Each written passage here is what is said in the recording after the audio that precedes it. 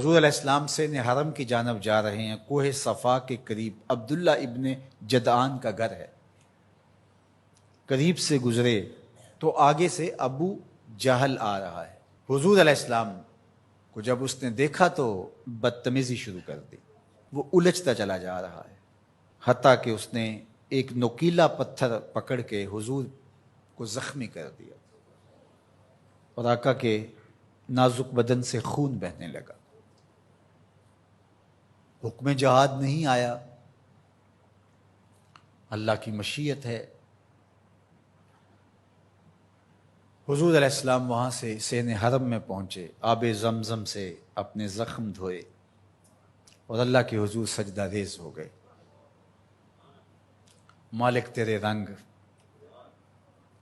یاری تیری سونا پر ازمیشاں تیریاں اگ، سونا پرکھیا جامدہ ہے نال اگاں دے لگ۔ حضور کے چچا حمزہ بن عبد المطلب ابھی اسلام نہیں لائے تھے، شکار کرنے گئے ہوئے تھے۔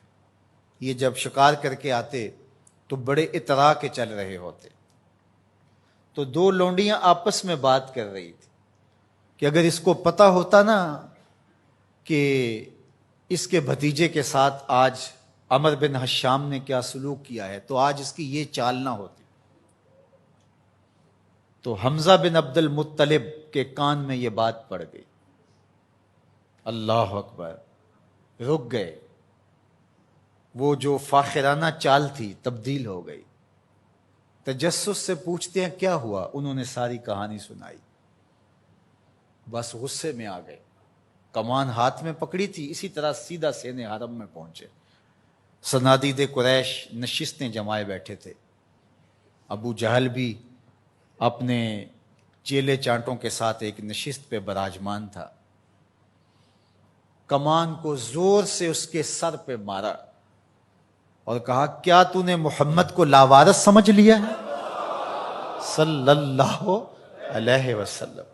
خیر ابو جہل کا سر پھٹ گیا، اس کے چیلے چانٹے اٹھے، لیکن بڑا کائیں شخص تھا ابو جہل۔ اس نے کہا کہ یہ اس وقت تو تنہا ہے، لیکن اگر سلسلہ چھڑ گیا تو بنو ہاشم بھی آ جائیں گے، اور میں نے بہت سری زیادتی کی ہے۔ اس نے کہا بس بس بس چھوڑ دو، مجھ سے کچھ ہو گیا تھا۔ اب حضرت امیر حمزہ حضور کو تلاش کرنے لگے، اور حضور سین حرم میں سر جھکائے سجدہ ریز تھے، اور یہ جا کے پاس کھڑے ہو گئے، یا ابن اخی، اے میرے بھائی کے بیٹے۔ حضور نے سر نہیں اٹھایا۔ پھر انہوں نے کہا یا ابن اخی، اے میرے بھائی کے بیٹے۔ حضور پھر سجدے میں سر رکھ کے رو رہے ہیں۔ پھر انہیں تیسری مرتبہ کہا یا ابن اخی، اے میرے بھائی کے بیٹے۔ حضور سجدہ ریز ہے۔ میاں صاحب فرماتے ہیں اسی کسے دے کچھ نہیں لگ دے تے نہ کوئی ساڈا دردی۔